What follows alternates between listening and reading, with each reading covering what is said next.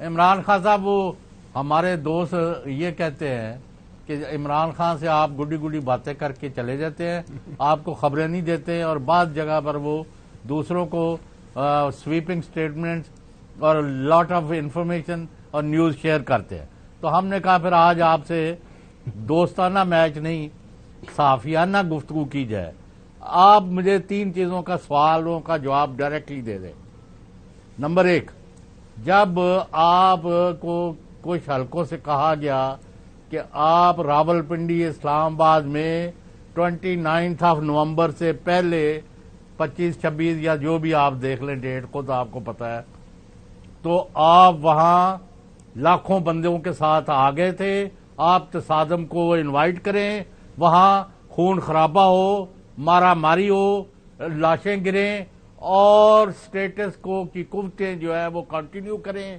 میں کسی کا نام نہیں لے رہا، میں آپ سے ڈائریکٹلی پوچھ رہا، آپ نے اس پلان کا، اس سازش کا حصہ بننے سے انکار کیا، اور موجودہ آرمی چیف عاصم منیر جو ہیں ان کی نامینیشن ہوئی اور آپ نے اس میں کوئی رکاوٹ نہیں ڈالی، حالانکہ آپ کے پاس آپشن موجود تھی، صدر صاحب نے آپ سے مشورہ کیا، تو آپ نے ودن آرس ان کو کہا کہ جو آپ مناسب سمجھیں کریں۔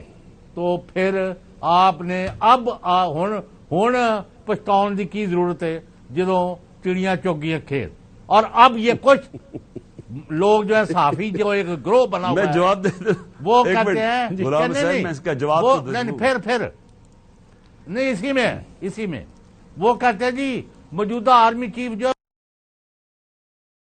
عمران خان سے نفرت کر، بس تمہیں کس معاف کرنا، میں ہوں کی کما تانوں۔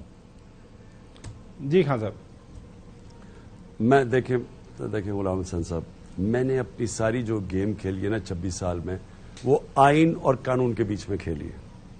میں نے ہمیشہ کوشش کی ہے کہ میری کوئی پالیٹکس سے میری قوم کو نقصان نہ پہنچے، اور میں نے ہمیشہ کوشش کی ہے کہ انتشار سے میں اپنے ملک کو بچاؤں۔ یہ نا 26 کو اتنی بڑی تعداد سے ہم اسلام آباد تھے، ہم سیدھا پنڈی تھے، ہم اسلام آباد چل پڑتے تو وہاں تو تباہی مچ جانی تھی، کیونکہ انہوں نے کیا تھا ہمارے ساتھ، انہوں نے 3 لانگ مارچز کی تھی، ہم نہیں گئے کیونکہ مجھے پتا تھا وہاں مشکل ہونا ہے۔ 25 مئی کو جب انہوں نے ہمیں مارا، 26 مئی کو میں نے کال آف کر دیا اپنا دھرنا، کیونکہ مجھے پتا تھا انتشار ہے۔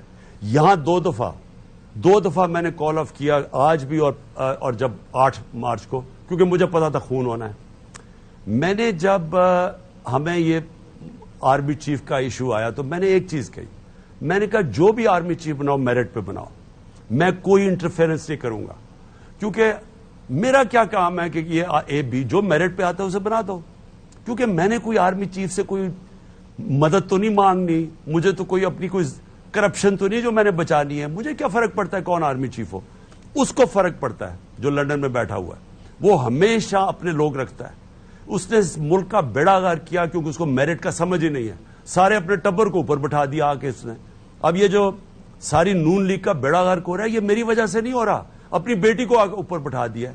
وہ پرانے لوگ جن کا اتنا تجربہ ہے وہ آرڈر لیں گے اس خاتون سے جس نے 1 گھنٹہ زندگی میں کام نہیں کیا، وہ ہر دوسرے دن کوئی ایسی بات کر دیتی ہے جو ہمارا فائدہ کروا دیتی ہے، کیونکہ میرٹ کے نام کی ان کو سپیلنگ ہی نہیں آتے۔ ادھر وہ زرداری بیٹھا ہے، وہ اپنے بیٹے کو تیار کر رہا ہے، ان دونوں، اس نے اپنی پارٹی برباد کر دی ہے، اس نے اپنی پارٹی برباد کر دی ہے، اور ان کو یہ اہلیت ہی نہیں رکھتے فیصلہ کرنے کے لیے۔ لیکن آئین یہ کہتا ہے کہ پرائم منسٹر آرمی چیف بنائے گا، ہم آئین کے ساتھ چلے، جو پرائم منسٹر نے فیصلہ کیا، ہم نے الوی کو کہا کہ ہاں کوئی ریٹائرمنٹ کا ایشو تھا، ہم نے کہا فکر نہ کرو، جو وہ کہتا ہے اس کے ساتھ چلو، ہم کہیں کتاب کے ساتھ۔ مجھے صرف یہ میں چاہتا ہوں کہ دیکھیں اس وقت پاکستان کا مسئلہ ہے، میں یہ بھول جائے عمران خان کا مسئلہ ہے کہ عمران پہ کاٹا ڈال دیا، مسئلہ پاکستان کا ہے۔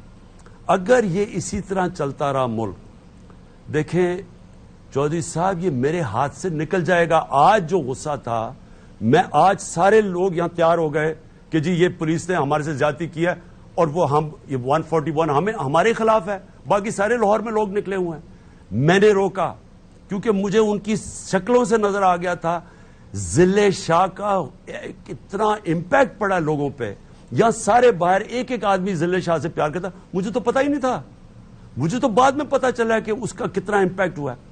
اب مجھے پتا تھا یہاں خون ہو جانا ہے، اس لیے میں نے روکا.